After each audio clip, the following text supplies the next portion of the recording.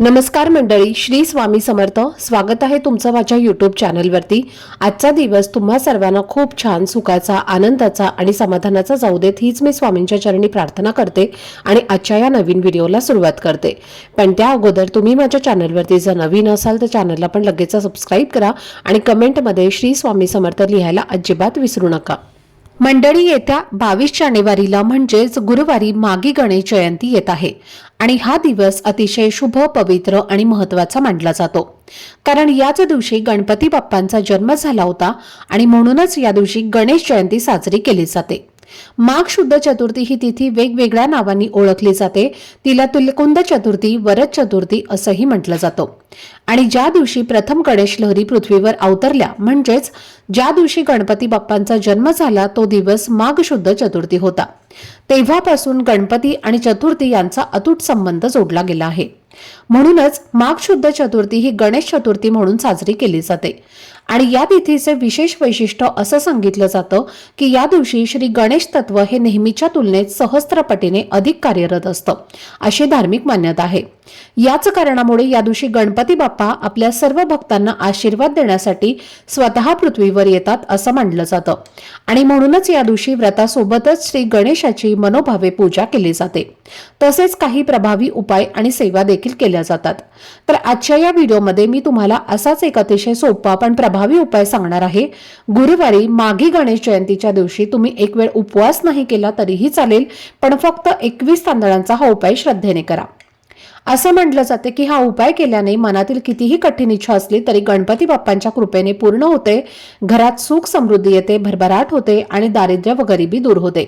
तर हा 21 तांदळाचा उपाय नेमका कसा करायचा, कोणत्या वेळेत करायचा आणि तो करताना कोणती काळजी घ्यायची याबद्दलची संपूर्ण सविस्तर माहिती आजच्या व्हिडिओमध्ये मी तुमच्यासोबत शेअर करणार आहे.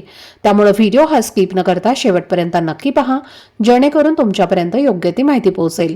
आणि तुम्ही माझ्या चॅनलवरती जर नवीन असाल तर चॅनलला पण लगेच सबस्क्राईब करा आणि बेल आयकॉनला सुद्धा प्रेस करा, म्हणजे मी जेव्हा कधीही नवीन व्हिडिओज अपलोड करेन त्याचं नोटिफिकेशन सर्वात आधी तुम्हाला मिळेल आणि तुमचा एकही व्हिडिओ हा मिस होणार नाही.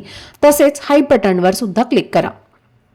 तर आजच्या या व्हिडिओमध्ये तुम्हाला मी जो उपाय सांगणार आहे तर हा उपाय खास करून गुरुवारी येणाऱ्या माघी गणेश जयंतीच्या दिवशी करायचा आहे. आणि हा 21 तांदळांचा उपाय तुम्ही सकाळपासून संध्याकाळपर्यंत कोणत्याही वेळेमध्ये करू शकता. जेव्हा तुम्हाला वेळ आणि मनाची शांतता मिळेल तेव्हा श्रद्धेने हा उपाय करायचा आहे.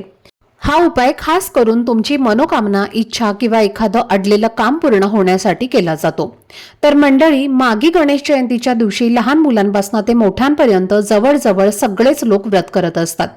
कारण या दिवशी व्रताला खूप मोठं आणि विशेष महत्त्व आहे. असं म्हटलं जातं की जो व्यक्ती या दिवशी मनापासून व्रत करून गणपती बाप्पांची पूजा करतो त्याला गणपती बाप्पांचा विशेष आशीर्वाद मिळतो. त्याच्या आयुष्यातील अडथळे दूर होतात, घरात सुख, शांती, समृद्धी येते, आरोग्य चांगलं राहतं, धन आणि यश प्राप्त होतं, तसेच संतती सुखाचाही लाभ होतो. आणि म्हणूनच बहुतेक जण या दिवशी उपवास करतात. पण उपवास करताना एक खूप महत्त्वाची गोष्ट लक्षात ठेवायची आहे, ती म्हणजे माघी गणेश जयंतीच्या दिवशी दिवसभर व्रत करून गणपती बाप्पांची पूजा करायची आहे. पण संध्याकाळी चंद्राचे दर्शन अजिबात घ्यायचं नाही. इतर चतुर्थींना आपण चंद्राची पूजा करून व्रत सोडतो, पण माघी गणेश जयंतीच्या दिवशी चंद्रपूजा ही केली जात नाही आणि चंद्राकडे पाहू नये असं सांगितलं जातं. त्यामुळे शक्य असेल तर या दिवशी चुकून सुद्धा चंद्राकडे पाहू नका. संध्याकाळी फक्त गणपती बाप्पांची आरती करून व्रत सोडायचं आहे. या दिवशी अजून एक महत्त्वाची गोष्ट म्हणजे जर तुमच्या घरात अजून गणपती बाप्पांची मूर्ती नसेल तर ही मूर्ती आणण्यासाठी माघी गणेश जयंतीचा दिवस अतिशय शुभ मानला जातो. तुम्ही चांदीची, सोन्याची किंवा पंचधातूची मूर्ती आणू शकता आणि मूर्ती आणल्यानंतर तिच्यावर गंगाजलाने किंवा पंचामृताने किंवा कच्च्या दुधाने अभिषेक करून ती आपल्या देवघरामध्ये विधीपूर्वक स्थापित करायची आहे. जर आधीच देवघरामध्ये गणपती बाप्पांची मूर्ती असेल तर त्या मूर्तीची या दिवशी विशेष मनोभावे पूजा करायची आहे. आता मी तुम्हाला जो 21 तांदळांचा उपाय सांगणार आहे तर तो अतिशय प्रभावी मानला जातो. कारण प्रत्येकाच्या मनात काही ना काही इच्छा असते. कोणाला नोकरी हवी असते, कोणाला धनप्राप्ती हवी असते, कोणाला मुलांची प्रगती हवी असते, कोणाला पती किंवा पत्नीच्या करिअरमध्ये यश हवं असतं, कुणाला कर्जमुक्ती हवी असते, तर कुणाला आरोग्याच्या संबंधित किंवा मानसिक शांततेशी संबंधित इच्छा असते. आणि या सगळ्या इच्छा पूर्ण होण्यासाठी हा उपाय श्रद्धेने माघी गणेश जयंतीच्या दिवशी केला जातो. असंही म्हटलं जातं की ज्या घरात हा उपाय केला जातो त्या घरात वर्षभर सुख, समाधान आणि भरभराट नांदते आणि गणपती बाप्पांच्या कृपेने गरिबी आणि दरिद्रता दूर होते. तर हा उपाय करण्यासाठी मागी गणेश जयंतीच्या दिवशी सकाळी लवकर उठून स्वच्छ स्नान करायचं आहे आणि शक्य असेल तर अंघोळीच्या पाण्यामध्ये पांढरे तीळ आणि थोडेसे गंगाजल टाकायचं आहे. कारण या तिथीला तिलकुंद चतुर्थी असं म्हटलं जातं आणि या दिवशी तिळांना खूप महत्त्व आहे. स्नान झाल्यानंतर गणपती बाप्पांची विधिवत पूजा करायची आहे. मूर्ती असेल तर पंचामृताने किंवा शुद्ध पाण्याने अभिषेक करायचा आहे आणि फोटो असेल तर तो स्वच्छ पुसून घ्यायचा आहे. त्यानंतर एका पाटावर थोडेसे तांदूळ ठेवायचे आहेत आणि त्या तांदळावर हळद कुंकू अर्पण करून त्यावर गणपती बाप्पांची मूर्ती किंवा फोटो ठेवायचा आहे आणि मग बाप्पांना हळद कुंकू, अक्षदा, दुर्वा, जास्वंदाचं फूल अर्पण करायचं आहे. त्यानंतर गणपती बाप्पांना तिळगुळाचा लाडू प्रसाद म्हणून अर्पण करायचा आहे. धूपदीप अगरबत्ती लावून वातावरण शांत आणि पवित्र करायचं आहे. जेव्हा आपण अशा प्रकारे मनापासून आणि श्रद्धेने गणपती बाप्पांची पूजा करतो तेव्हा बाप्पा नक्कीच प्रसन्न होतात आणि त्यानंतर जो आपण उपाय करतो त्याचं फळ हे आपल्याला लवकर मिळतं असं म्हटलं जातं. तर या दिवशी घरातील प्रत्येक व्यक्तीने थोडे थोडे तीळ हे गणपती बाप्पांना अर्पण करायचे आहेत आणि तीळ अर्पण करताना आपल्या मनातील इच्छा शांतपणे बाप्पांना प्रार्थना करून सांगायची आहे. असं म्हटलं जातं की मागी गणेश जयंतीच्या दिवशी तिळांसह व्यक्त केलेली इच्छा गणपती बाप्पा नक्कीच पूर्ण करतात. त्यामुळे शिक्षण घेणाऱ्या मुलांनी सुद्धा हा उपाय जरूर करावा, जेणेकरून त्यांच्या अभ्यासामध्ये लक्ष लागेल आणि त्यांची प्रगती होईल. आता हा 21 तांदळाचा उपाय करण्यासाठी तुम्हाला 21 अखंड तांदूळ घ्यायचे आहेत. तांदूळ घेताना कुठेही तुटलेले फुटलेले घेऊ नका. जर आपण गणपती बाप्पांना तुटलेले फुटलेले तांदूळ जर अर्पण केले तर आपल्या घरात गरिबी आणि दरिद्रता येत असते. म्हणून गणपती बाप्पांना ज्या काही वस्तू तुम्ही अर्पण करत आहे तर त्या अखंडच घ्यायच्या असतात. त्यानंतर 21 तांदळावरती तुम्हाला थोडंसं हळद आणि कुंकू टाकायचं आहे आणि ते तांदूळ तुम्हाला लाल पिवळ्या रंगाचे बनवून घ्यायचे आहेत, म्हणजे त्याच्या अक्षदा तुम्हाला बनवायच्या आहेत. त्यानंतर गणपती बाप्पांसमोर तुम्हाला एक आसन टाकायचं आहे, त्यावरती बसायचं आहे आणि बाप्पांसमोर सर्वप्रथम दिवा जो आहे तर तो लावून घ्यायचा आहे. कारण आपण जेव्हा कोणताही उपाय करतो किंवा सेवा करतो तर ती सेवा पोहोचवण्याचं काम जो आहे तर तो दिवा करत असतो. म्हणून अग्नीच्या साह्याने कोणतीही पूजा जी आहे तर ती केली जाते. म्हणून उपाय करताना सुद्धा सर्वप्रथम दिवा लावायचा आहे आणि त्यानंतर या उपायाला सुरुवात करायची आहे. त्यानंतर या 21 अक्षदा तुम्हाला तुमच्या उजव्या हातामध्ये घ्यायच्या आहेत आणि ओम गणगणपते नमः, ओम गणगणपते नमः या मंत्राचा 21 वेळेला जप करायचा आहे.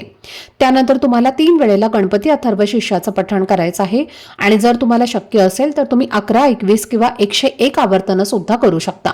पण जर एवढं करणं शक्य नसेल तर किमान 3 वेळेला आपल्याला बाप्पांना गणपती अथर्व शीर्षाचं जे पठण आहे तर ते करायचं आहे. आणि शेवटी तुम्हाला फलश्रुती म्हणायची आहे आणि 3 वेळेला गणपती स्तोत्राचं पठण सुद्धा करायचं आहे. जर तुम्हाला लिहिता वाचता येत नसेल तर तुम्ही श्रवण सुद्धा करू शकता. त्यानंतर काय करायचं आहे तर ज्या अक्षता आपल्या हातामध्ये आहे तर त्या हाताचे मूठ आपल्याला घट्ट बंद करायचे आहे. मनोमन आपली इच्छा व्यक्त करायची आहे. बाप्पांकडे इच्छापूर्तीसाठी आपल्याला साकडं घालायचं आहे आणि त्यानंतर काय करायचं आहे तर त्यातली एक एक अक्षता आपल्या उजव्या हातामध्ये घेऊन तुम्हाला गणपती बाप्पांना अर्पण करायची आहे. अर्पण करत असताना ओम गणगणपते नमः असं म्हणत इच्छा व्यक्त करायची आहे आणि असं एक एक करून तुम्हाला एक एक अक्षदा या बाप्पांना अर्पण करायच्या आहेत. एक अक्षदा अर्पण केल्यानंतर मंत्र म्हणायचा, इच्छा व्यक्त करायची आणि अक्षदा बाप्पांच्या चरणी अर्पण करायची. पुन्हा दुसरी अक्षदा हातामध्ये घ्यायची, मंत्र म्हणायचा, इच्छा व्यक्त करायची आणि दुसरी अक्षदा सुद्धा बाप्पांना अर्पण करायची. एकाच वेळेला तुम्ही सर्व अक्षदा अर्पण करू नका, कारण आपल्याला प्रत्येक अक्षदाला एक मान द्यायचा असतो आणि अशा पद्धतीने तुम्ही 21 वेळेला मंत्राचं पठण करून 21 वेळेला तुमच्या मनातील इच्छा बोलून तुम्हाला हे तांदूळ म्हणजेच या अक्षदा बाप्पांना अर्पण करायच्या आहेत. त्यामुळे पहा, आपल्या मनातील कितीही कठीणातील कठीण इच्छा ही पूर्ण होते. आपल्या कष्टाला आणि मेहनतीला नशिबाची साथ मिळते. तसेच हा उपाय केल्याने आपल्या कुंडलीतले सर्व ग्रह हे मजबूत होतात आणि आपल्याला प्रत्येक कामात यश मिळते. तसेच योगायोगाने ही गणेश जयंती गुरुवारी आलेली आहे, त्यामुळे गुरुवारच्या दिवशी अजून एक खास आणि प्रभावी उपाय सुद्धा केला जातो. जेव्हा असे योग एकत्र येतात तेव्हा सर्वार्थ सिद्धी योग निर्माण होतो आणि या सर्वार्थ सिद्धी योगामध्ये तुम्ही अजून काही उपाय केले तर ते सुद्धा खूप प्रभावी ठरतात. आणि म्हणून जर तुमच्या घरामध्ये सतत पैशांच्या अडचणी येत असतील, घरामध्ये पैसा टिकत नसेल, जिथे तुम्ही 5 रुपये कमवता तिथे तुम्हाला 100 रुपये खर्च करावे लागत असतील, तर अशा वेळी तुम्ही 21 तांदूळ घ्यायचे आहेत आणि या तांदळावरती तुम्हाला हळद कुंकू टाकून त्या लाल पिवळ्या रंगाच्या अक्षदा बनवायच्या आहेत. एक लाल रंगाचा कपडा घ्यायचा आहे आणि त्यामध्ये तुम्हाला या अक्षदा बांधायच्या आहेत आणि त्यानंतर त्याची पोटली तयार करून तुम्हाला तुमच्या देवघरामध्ये माता माता लक्ष्मी समोर ही पोटली ठेवायची आहे। त्यानंतर 3 वेळेला महालक्ष्मी अष्टकमचं पठण करायचं आहे आणि 1 वेळेला श्री सूक्तमचं पठण करायचं आहे आणि आपल्या आर्थिक समस्या दूर होण्यासाठी माता लक्ष्मीला प्रार्थना करायची आहे। यानंतर ही पोटली तिथून उचलायची आहे आणि तुमच्या घरामध्ये जी तिजोरी आहे म्हणजे पैसे ठेवण्याची जागा आहे तर तिथे तुम्हाला ही पोटली ठेवून द्यायची आहे। त्यामुळे आपल्या घरामध्ये भरभराट होईल आणि घरातील दारिद्र्य आणि गरिबी जी आहे तर ती नष्ट होईल। घरातल्या सर्व आर्थिक अडचणी ज्या आहेत तर त्या देखील यामुळे दूर होतील आणि घरातील प्रत्येक व्यक्तीची प्रगती होईल। घरातल्या मुलांची सुद्धा या उपायाने प्रगती होते। घरात सुख, शांती, समृद्धी, ऐश्वर्य, धनसंपदा नांदत असते। त्यामुळे हा उपाय जो आहे तर हा सुद्धा तुम्ही उद्या म्हणजेच गुरुवारी गणेश जयंतीला आवर्जून करायचा आहे। त्याचबरोबर तुमच्या घराजवळ जर गणपती बाप्पांचं मंदिर असेल तर उद्याच्या दिवशी तुम्हाला गणपती बाप्पांच्या मंदिरात जाऊन दर्शन करायचं आहे। यथाशक्ती तुम्हाला जितके होईल तितके तिळाचे लाडू सुद्धा जे आहेत तर ते मंदिरामध्ये प्रसाद म्हणून द्यायचे आहेत। हा उपाय जर तुम्ही केला तर बाप्पांचा आशीर्वाद प्राप्त होतो असं देखील म्हटलं जातं। तर अशी ही अत्यंत महत्त्वाची माहिती मला तुमच्यासोबत शेअर करायची होती। आजचा हा व्हिडिओ जर तुम्हाला आवडला असेल, माहितीपूर्ण वाटलं असेल तर व्हिडिओला लाईक, शेअर आणि चॅनलला सबस्क्राईब नक्की करा। भेटूयात पुढच्या व्हिडिओमध्ये। तोपर्यंत सर्वांना श्री स्वामी समर्थ।